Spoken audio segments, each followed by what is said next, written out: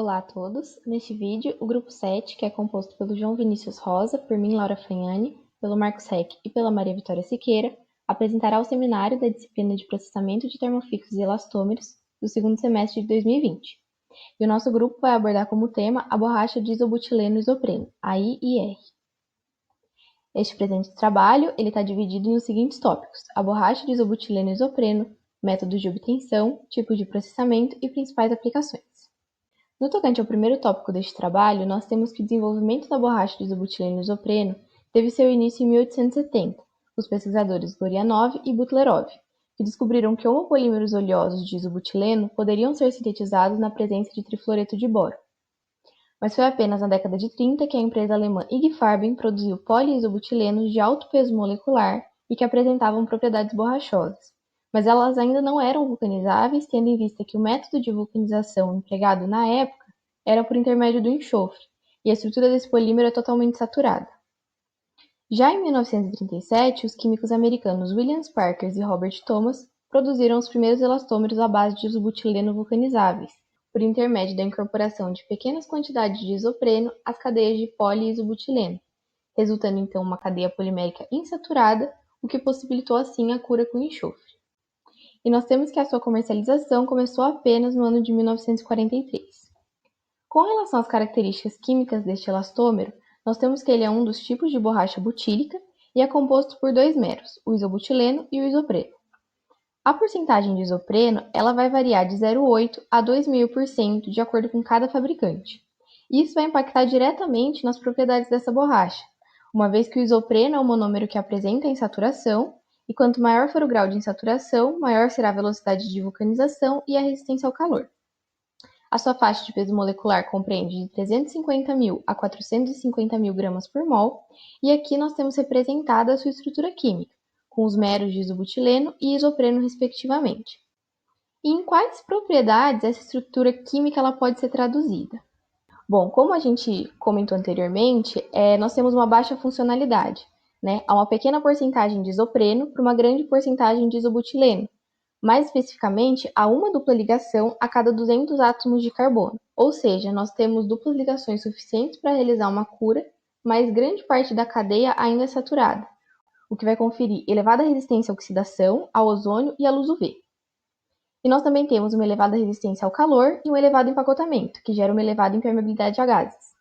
E como propriedades mecânicas, o isopreno apresenta como uma característica específica um elevado amortecimento vibracional, e além disso nós também vamos ter uma boa resistência à tração e à compressão.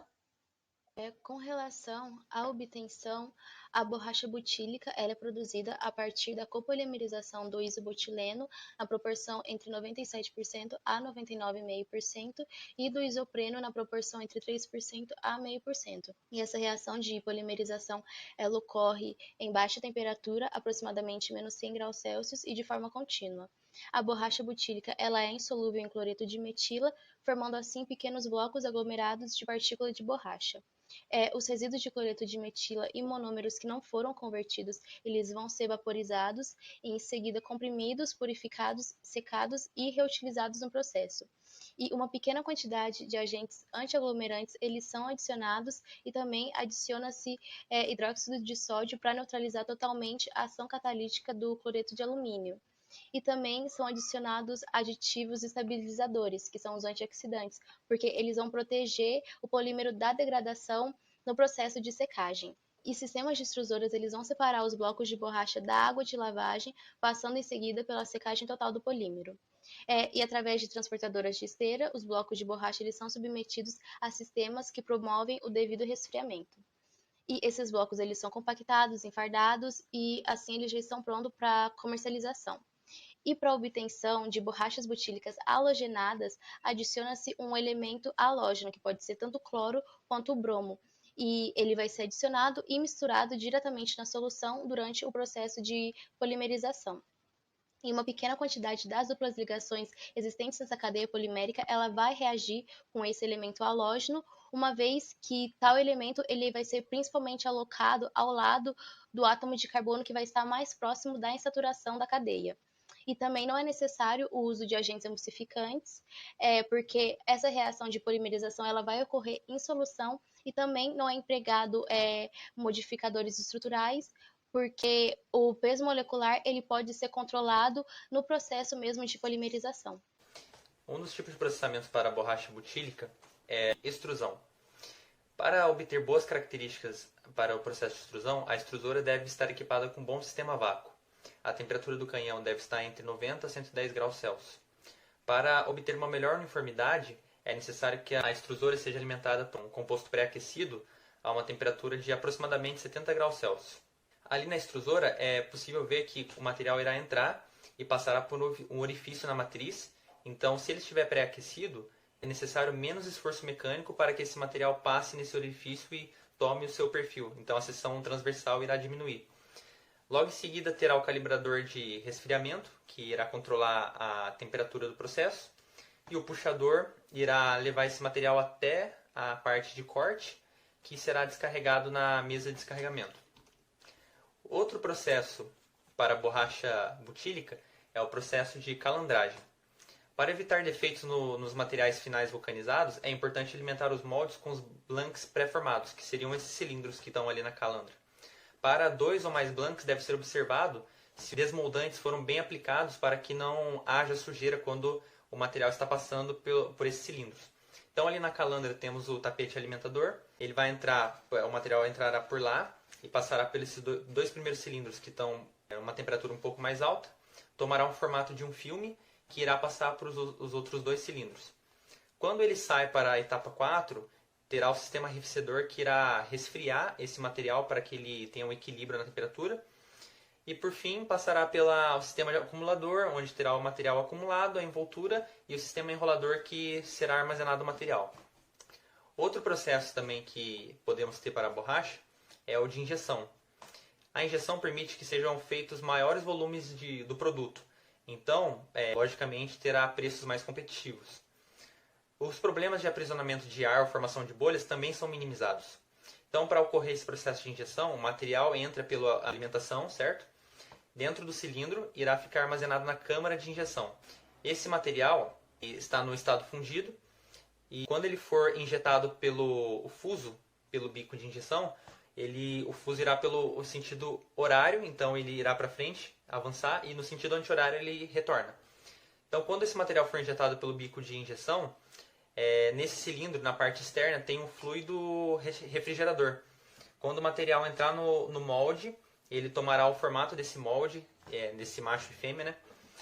Depois de injetado o material, ele terá o resfriamento, então tem vários fatores que podem afetar a qualidade dessa peça, como pressão de recalque, a temperatura do material. Então, ele também pode ser processado por injeção. Olá, meu nome é João. Vou falar um pouco sobre as principais aplicações da borracha. Basicamente, as principais aplicações estão bem relacionadas com a característica da borracha, sendo assim, né, por ela apresentar alta impermeabilidade a gases e líquidos, ela é muito adequada para o revestimento interno de pneus, câmara de ar, mangueiras, ceros e membranas. Além disso, essa borracha isobutileno e isopreno também é adequada para tampas farmacêuticas e aparatos que demandam boa resistência a produtos químicos, ozônio e tais como revestimentos de tanque, correias transportadoras e vestuário de proteção. Dentro das principais aplicações, eu selecionei essa que eu achei mais conveniente. Inicialmente, temos aí a luva de borracha butílica, muito interessante, ela tem alta resistência UV, e sem contar também que, por ela apresentar boa resistência a ácidos altamente corrosivos, é muito utilizado na manipulação de cetonas e ésteres. Também podemos falar aqui dos componentes de pneu, com a borracha butílica presente no interior. Temos também gomas de mascar feitas à base de borracha butílica, o conhecido chiclete, usualmente conhecido. Temos também as folhas de borracha butílica para frascos farmacêuticos, na indústria farmacêutica, né? Muito utilizado também. Essas bexigas de borracha butílica para fabricação de bolas de futebol, bolas de rugby, em geral, né? E aí temos agora, por fim, né, na foto à esquerda, o avental de borracha butílica e o selante de borracha butílica na direita. Aqui temos a referência, essa daqui é a referência dos textos e aqui é a referência das imagens. Agradeço a atenção de todos, muito obrigado.